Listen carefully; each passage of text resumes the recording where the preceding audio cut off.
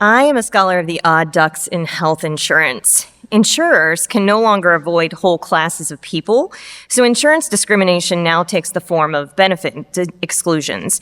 Infertility, gender-affirming care, hearing aids, nursing home vasectomies, all are routinely and arbitrarily excluded. A study conducted post-ACA shows routine exclusions in women's health: infection following a not covered surgery, prophylactic mastectomies, cancer medicine, gene testing and fetal reductions in high-risk pregnancy, treatment after a suicide attempt, all expensive, all necessary, all denied.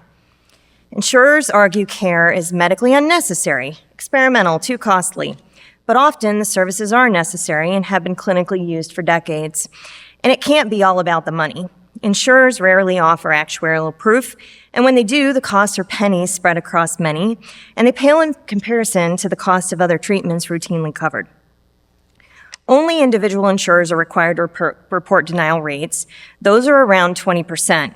Of 73 million denials in 2023, only 1% fought back, thus the well-known adage, delay, deny, defend. AI will exacerbate this. A new tool enables doctors to spend 1.2 seconds on denials. Why the culture of exclusions? Because they can. The ACA extinguishes the greatest exclusion, pre-existing conditions.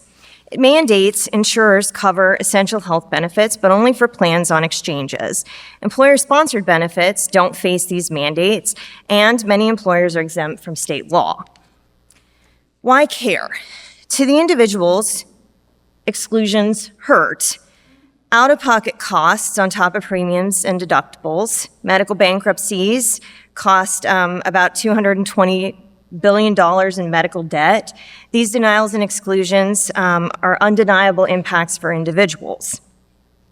I've questioned whether insurance exclusions are a form of stigma. Cloaked in objective math of actuarial science, they pick on the usual victims: brown people, women, LGBTQ people, and they make healthcare a zero-sum game.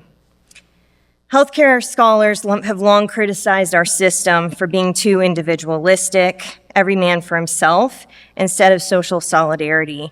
Likewise, our legal remedies are the same and focus on individual harms instead of social remedies. I want to suggest that our system of exclusion has costs borne not just to the few, but to the many, that the system's tentacles spill out unpredictably and harmfully into our economy, our workplaces, our pocketbooks in broad-reaching ways that have no business in the hands of health insurers. Take your local Starbucks. It offers health benefits to part-time workers that includes IVF, which most employers don't. Some women with infertility work part-time there on top of full-time jobs. Great in theory, but this means 70-hour work weeks for no pay. And Starbucks also covers gender reassignment services. This means impact for women and transgender people, but it also impacts working conditions for many. The availability of part-time work, wages of part-time work, the willingness of workers to organize around unions and worker safety. And these broader kinds of work policies at our national level. Another example, in Colorado, the prospects of a state-based universal healthcare system had gained traction. The state had in place a Hyde-style amendment that would have not allowed funds to pay for abortions. Under that system, that would have meant that nobody would have had access to abortions. Suddenly, women's health care was on the line for both poor and wealthy women in the state, and the bill in that state did not pass because of the fact that an exclusion for women's health care killed universal health care for all. A third example, states and private insurers have regularly excluded gender-affirming care, arguing it's too costly. Recent legal cases challenging these exclusions have brought the receipts showing that insureds pay more in premiums when insurers exclude these services because the need for mental health and substance use services tick up when gender-affirming care is excluded. Fourth, Medicare services cover services for people with disabilities, activities of daily living, nursing home care, motorized wheelchairs. But these services are excluded from private insurance. So this silos people with disabilities into government health care, and they're forced to live with poverty.